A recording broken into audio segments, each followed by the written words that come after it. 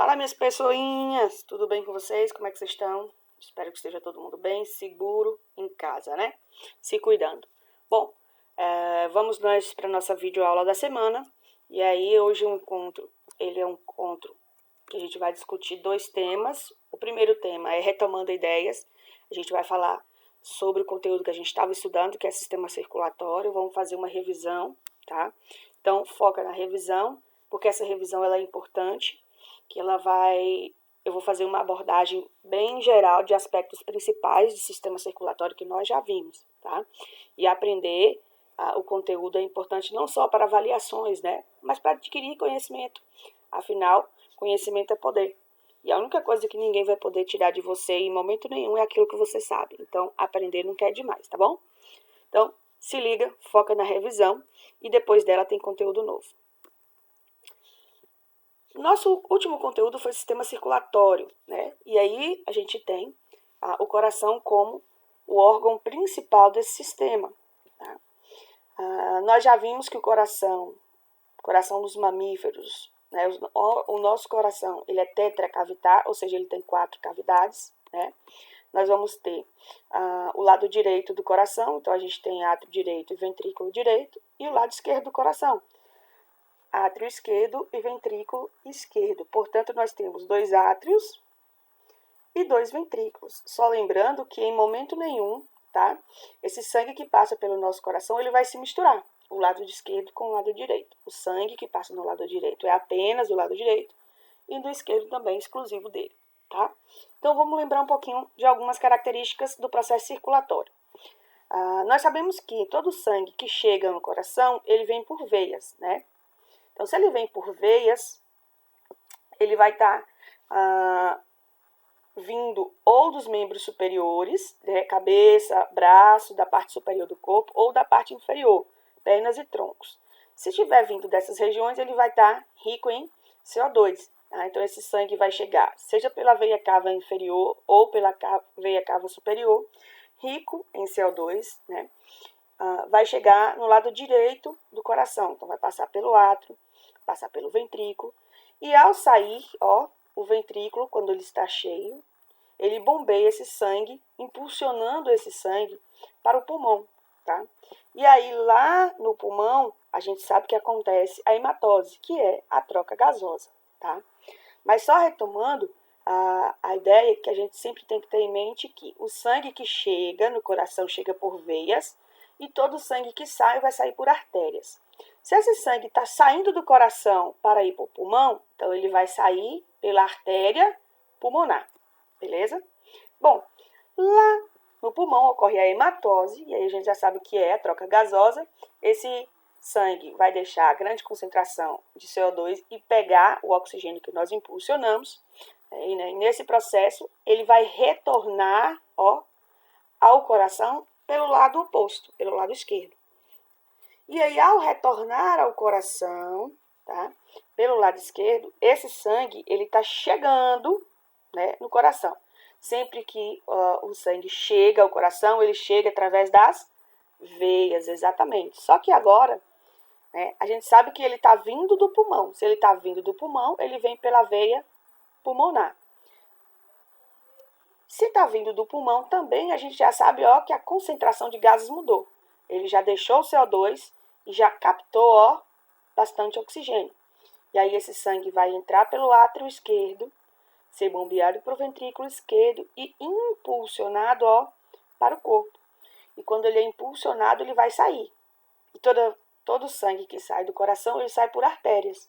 Então, nesse caso, ele vai sair pela artéria aorta, tá? Tranquilo até aqui?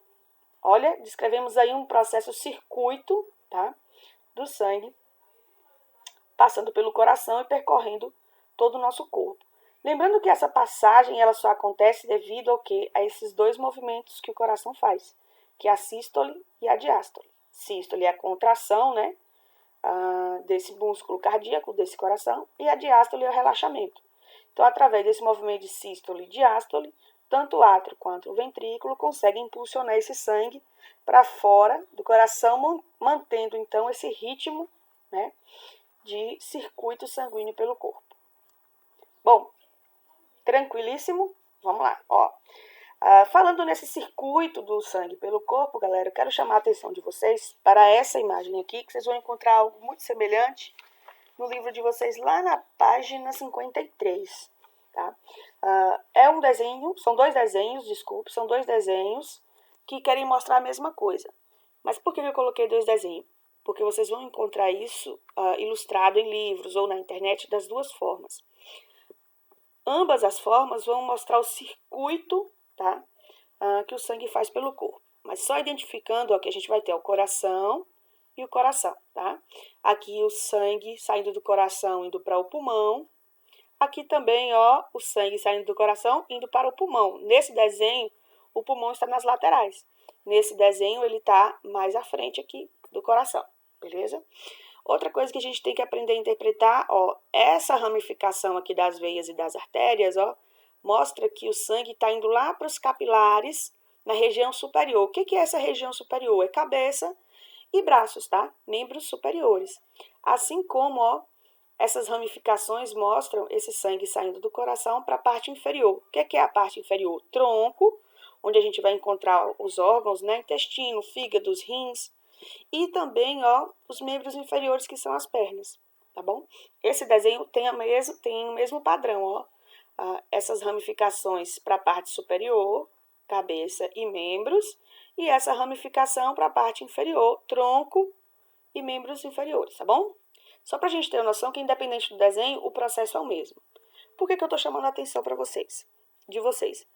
Pelo seguinte motivo. Quando a gente fala em sistema circulatório, em circulação, a gente tem uma divisão aí de pequena e de grande circulação, tá?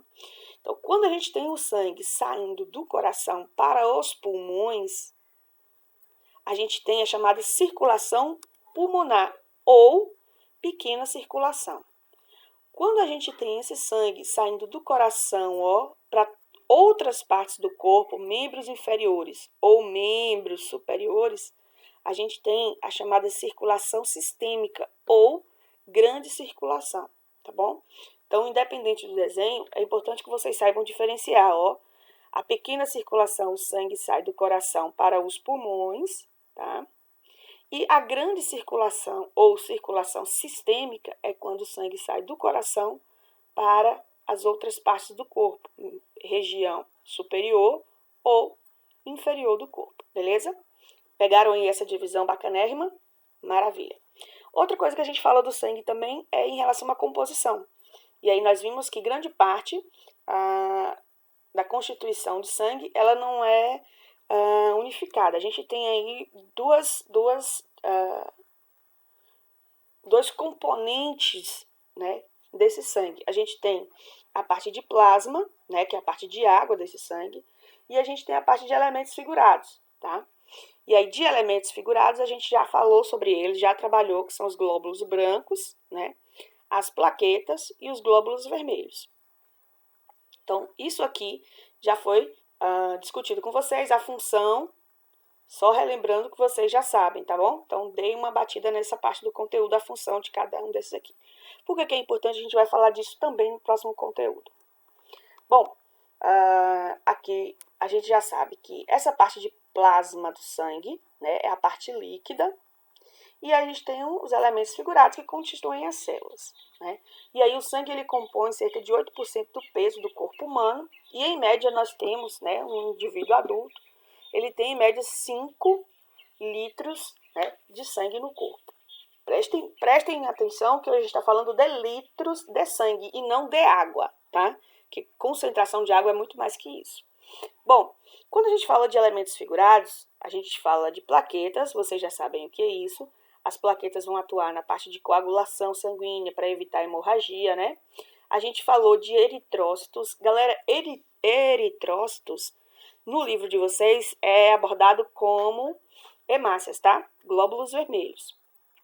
E a gente falou de leucócitos, tá? A função dos leucócitos, ou glóbulos brancos, é atuar na defesa do nosso corpo, sistema imunológico. E aí nós temos, ó, vários tipos de glóbulos brancos, vários tipos de leucócitos, né? Temos os chamados neutrófilos, temos aqui os linfócitos, aí a gente tem o linfócito T, linfócito B, são importantíssimos no sistema imunológico, né? Os monócitos, os eosinófilos e os basófilos, entre outros, né? Então, a gente tem aí concentrações diferentes de diferentes elementos figurados. Outra coisa que a gente também tem, ó, no nosso sangue, que está lá diluído no plasma, e a gente já falou sobre isso, né? São as proteínas, algumas proteínas que o nosso corpo produz naturalmente, e temos também aquelas que vêm dos nutrientes que a gente utiliza na nossa alimentação. A gente tem água, com certeza, mais de 90% do plasma é água, e tem, ó, todos aqueles compostos que eu sempre falo para vocês que ficam diluídos ali no sangue. A gente vai ter, ó, materiais nutritivos. Esses materiais nutritivos, proteína, carboidrato, lipídio, né, tudo que a gente consome, que vem dos alimentos, que fica na corrente sanguínea para ser distribuído como fonte de energia para o corpo.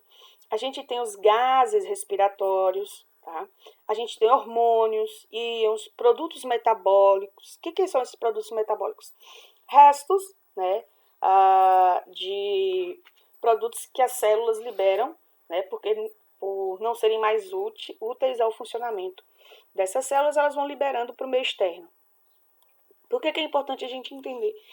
Porque a partir disso aqui, ó, desse constituinte sanguíneo, a gente vai adentrar o nosso próximo conteúdo, que é o sistema linfático. Bom, o sistema linfático, ele é uma parte do conteúdo muito pequenininha no livro de vocês. Ele, basicamente, ele é um sistema de apoio, um sistema complementar ao sistema circulatório, tá? E aí a gente vai trabalhar um pouquinho os aspectos dele agora. Então, vamos lá. Sistema linfático. Simbora. Ó, antes de falar para vocês sobre o sistema linfático, é importante que vocês tenham algumas compreensões prévias. Lembra que nós falamos que o sangue tem água e tal, né? Bom, vamos entender um pouquinho que o nosso corpo ele é composto em grande percentual de água. E essa água, a depender de onde ela está, ela vai ter um nome diferente, tá? A depender da região onde ela se encontra. Então, por exemplo, quando a água ela está presente no nosso sangue, ela é chamada de plasma. A gente já falou isso, plasma sanguíneo, beleza? Ela está no sangue. Quando essa água ela está dentro das nossas células, ela é chamada de aloplasma, ou de citoplasma, ou citosol, a depender do livro que vocês forem pegar como referência para a leitura.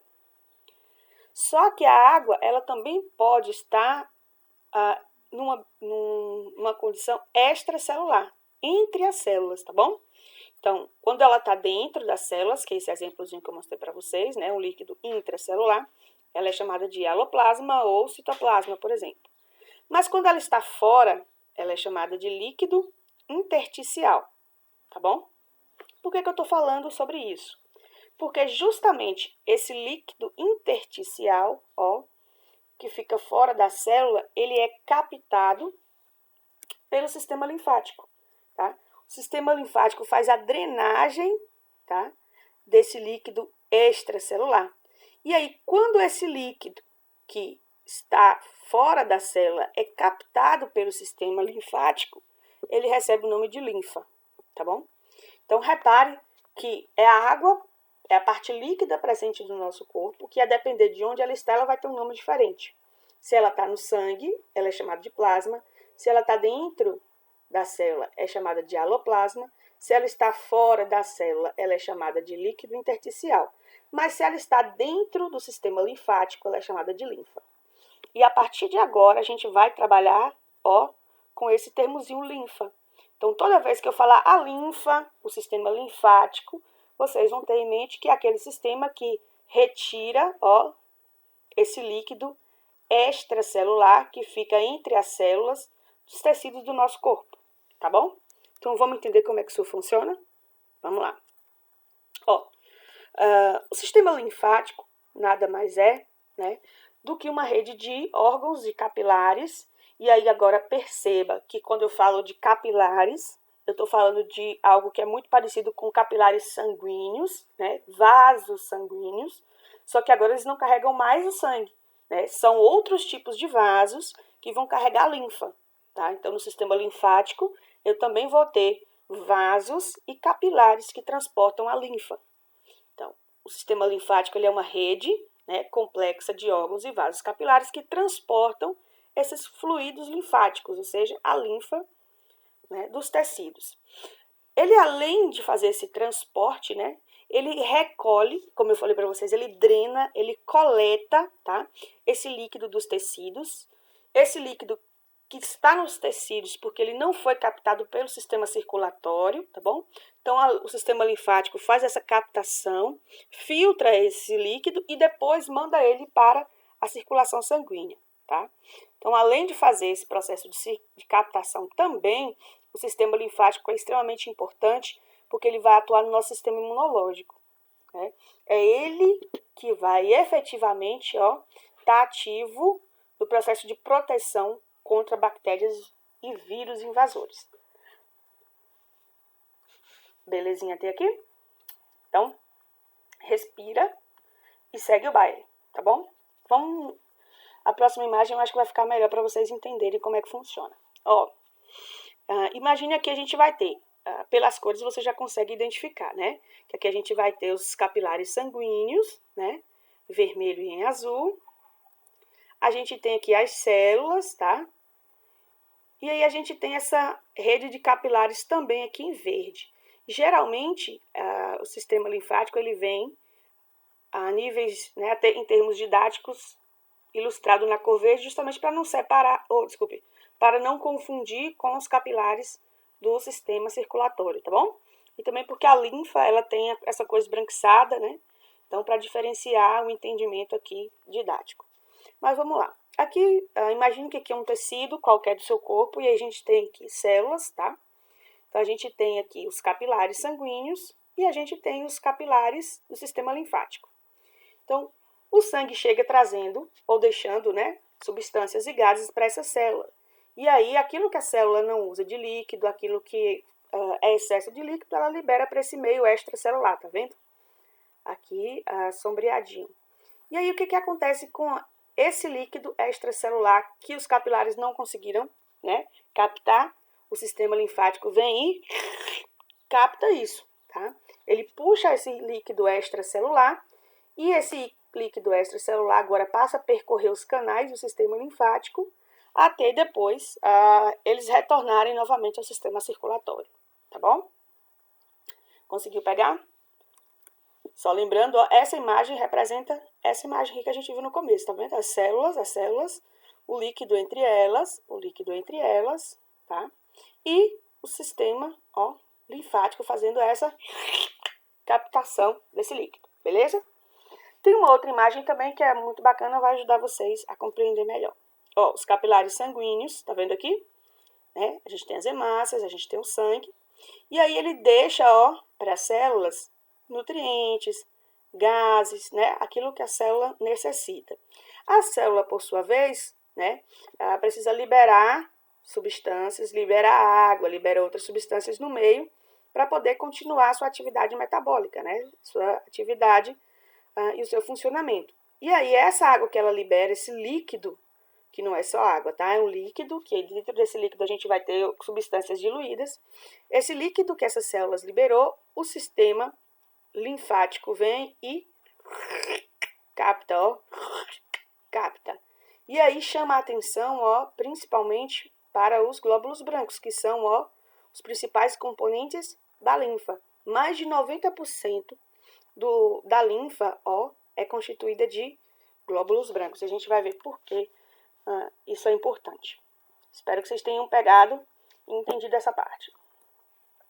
Esse segundo desenhozinho é basicamente o mesmo daquele, tá? A gente tem aqui as hemácias, liberando os capilares sanguíneos liberando substâncias para as células, tá vendo? Para as células. E aí, essas células liberando isso para o meio, né? E o sistema linfático captando esse líquido, né, entre as células no tecido do nosso corpo. Tranquilo até aqui? Pronto. Aqui é só uma representaçãozinha para a gente ver como o sistema circulatório e o sistema linfático, eles atuam, tá? em conjunto. E aí, o sistema linfático ele é complementar ao sistema circulatório porque ele ajuda também nesse processo de circulação.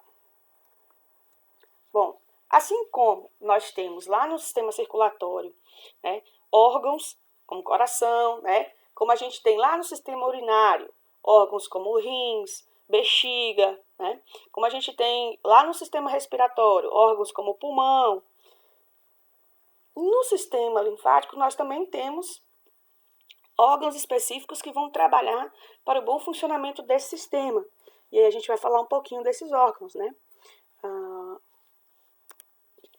O primeiro deles são os gânglios linfáticos. Galera, esses gânglios linfáticos são regiões muito comuns no nosso corpo. Muita gente conhece como caroço ou como íngua, tá? Ah, eu tô com uma íngua embaixo do braço. O que que acontece? Esses gânglios linfáticos, né, ou linfonodos, são tecidos, regiões de tecidos, né, de tecido linfático, que eles ficam em posições estratégicas, tá? Sempre vocês vão ver eles desenhados assim, ó, em bolinhas mais escuras, porque eles realmente são amontoados de tecido linfático, muito comuns em regiões de axila, pescoço e também região de virilha, região pélvica.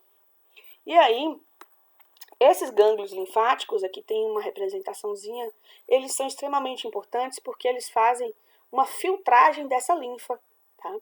Então, essa linfa, quando o sistema linfático recolhe aquele líquido entre as células, não vem só água, né? Como eu falei para vocês, vem uma série de componentes.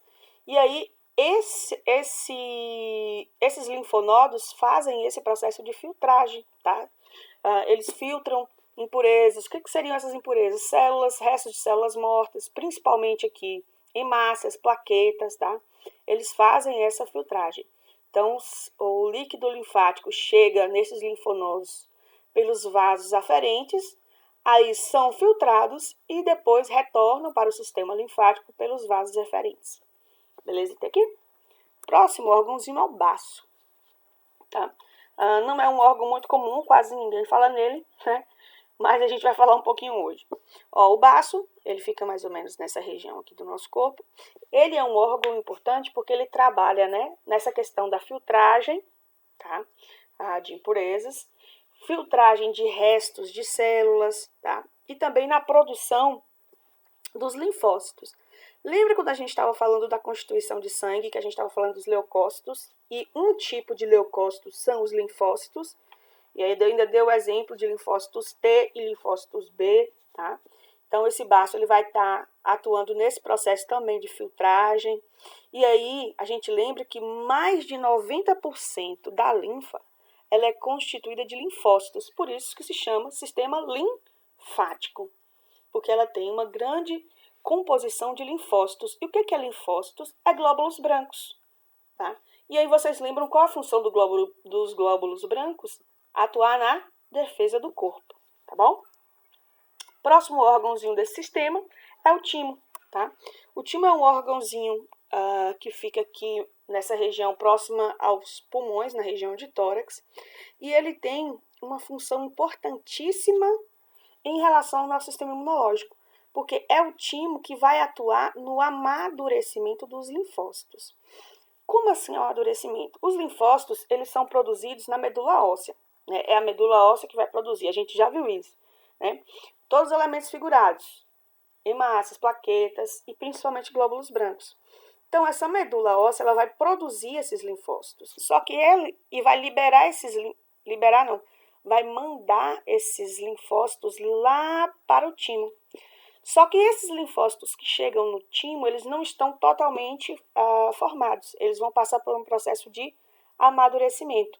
E só depois de maduros, de prontos, de totalmente formados, esses linfócitos eles são liberados, tá, no corpo através da rede de vasos linfáticos, tá bom? Então, a gente tem a medula óssea produzindo, o timo amadurecendo esses linfócitos e esses linfócitos sendo distribuídos pela rede de vasos linfáticos. E durante esse processo de distribuição, de percorrer o corpo junto com o sistema circulatório, essa linfa passa pelos gânglios e pelo baço, onde é filtrada, tá? E tirada essas impurezas. Belezinha até aqui? Oh, muita coisa, né? Isso aí, vamos estudar, meu povo. Mas segue o baile. Respira. Dá um sorrisinho. E segue no conteúdo. Bom, aqui é a título de curiosidade, tá? Achei legal trazer para vocês, que é um conhecimento a mais. Ó, a gente tem no nosso corpo, acredito que vocês já ouviram falar de duas estruturas. Uma é a adenoide e outra são as amígdalas, tá? Acredito que a maioria já ouviu falar, né, dessas duas estruturas. Galera, o que são essas duas estruturas? Essas estruturas, a adenoide e as amígdalas, também chamadas de tonsilas, elas são estruturas de tecido linfático, tá?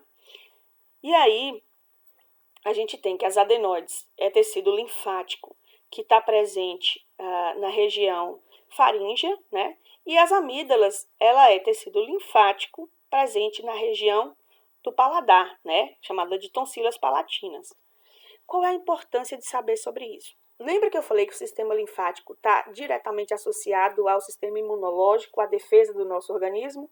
Pois bem, essas duas regiões, o nariz e boca, são porta de entrada para a grande maioria dos vírus e bactérias que a gente tem contato que estão dispersas no ar. Por isso, por exemplo, agora com a pandemia, a gente tem que usar uma máscara que cobre o nariz e a boca, porque são vias de entrada para partículas que estão aí dispersas no ar, tá bom? Então, o que acontece? Por exemplo, no ar a gente tem vírus, bactérias aí dispersos. Esses vírus e bactérias penetram, o nosso canal e aí nosso canal nasal, e ao adentrar esse canal nasal, a primeira barreira que ela encontra são as adenoides, que é o que? Tecido linfático, que vai atuar na defesa, na produção de glóbulos brancos. Então, é uma primeira barreira aqui que nós temos de defesa. A mesma coisa acontece com o paladar. Às vezes a gente coloca a mão suja na boca ou come alguma coisa, né, que está contaminada com alguma bactéria, algum vírus. A primeira barreira de defesa que a gente tem são as amígdalas, que é tecido linfático, que ao captarem, ao perceberem que tem um corpo estranho entrando no nosso organismo, eles vão ativar, né, a produção de linfócitos. Linfócitos são células de defesa, beleza? Olha como são importantes essas duas estruturas que a gente, às vezes, não dá muita importância. Só que, por exemplo, aqui a gente tem uma imagenzinha dessas amígdalas.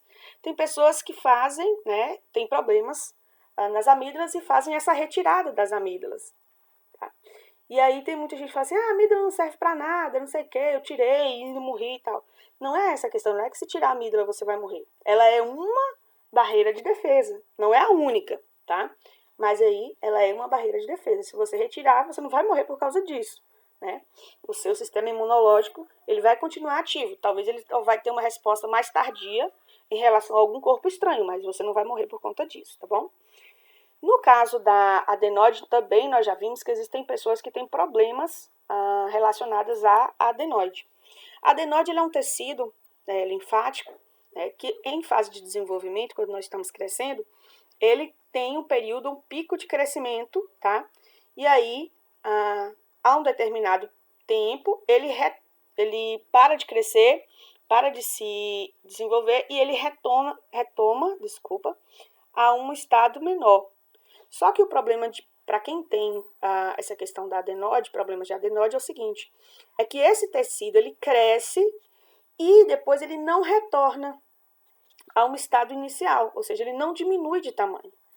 E aí está o grande problema, porque essa fossa nasal é o principal canal de respiração que nós temos. Quando esse tecido da adenoide ele cresce muito, ele acaba bloqueando essa passagem de ar. E aí, pessoas que têm, por exemplo, problemas de adenoide, ela se cansa muito fácil, ela não consegue fazer muito tempo de atividade física, porque a passagem de oxigênio fica comprometida. E aí, principalmente quando eles vão dormir, né, justamente por conta dessa pequena quantidade de oxigênio que passa nesse canal, porque parte do canal está tampado, eles acabam dormindo de boca aberta, que é para poder entrar ar e complementar o processo respiratório. Por isso é muito comum, por exemplo, que os médicos, né, a pessoa quando vai fazer cirurgia de adenóide, os médicos cheguem aqui nessa região de tecido linfático e fazem uma raspagem, tá? E aí eles fazem essa raspagem, diminui, né, a região do tecido, ó, desobstruindo a passagem de ar, tá bom? E aí a pessoa volta a respirar normalmente, beleza? Não é algo assim, né, de outro mundo, tá bom? Bom, de forma bem simples, esse foi o nosso conteúdozinho de revisão e de sistema linfático. Espero que vocês leiam aí, né, o conteúdozinho que eu vou deixar como atividade para complementar o conhecimento de vocês. Anotem as dúvidas e aí, caso vocês tenham alguma dúvida, no nosso próximo encontro, que será por videoconferência, eu vou tirar as dúvidas de todo mundo, tá bom? Então, beijo para vocês, bye bye, se cuidem, fiquem bem, tá? Beijão.